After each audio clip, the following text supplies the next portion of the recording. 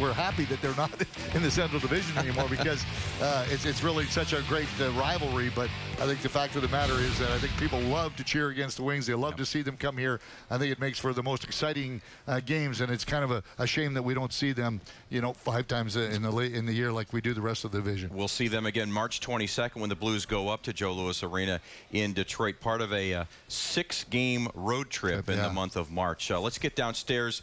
Ken Hitchcock just stepping to the podium now, addressing the media. 13-3 shot. Couldn't get any offense. Well, I thought the scoring chances, probably if you look at the game, the scoring chances were even. Excuse me.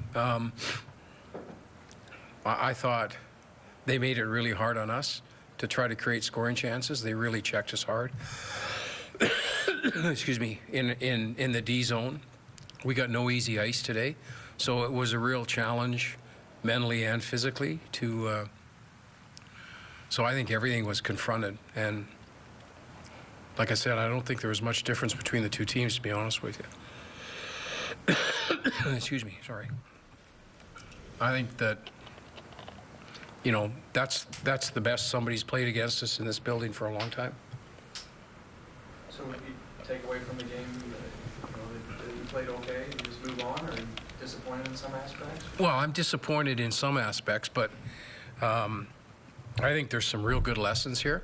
So, excuse me, this was like a playoff game. There was a feeling out process early, and then it really got going when they scored their second goal. They got momentum off that. We barged back in the third period. I thought it was a playoff game. I thought there was a cautious approach, a very positionally strong approach. And I thought if you look at it honestly from our players' standpoint, there's some really good lessons today, good and bad. There's some really, as I said to the players, there is no easy ice. You get no easy ice.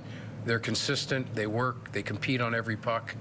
And I thought, if you really got exposed today, if you didn't keep your competitive level really high, even during the shift, I think you really got exposed.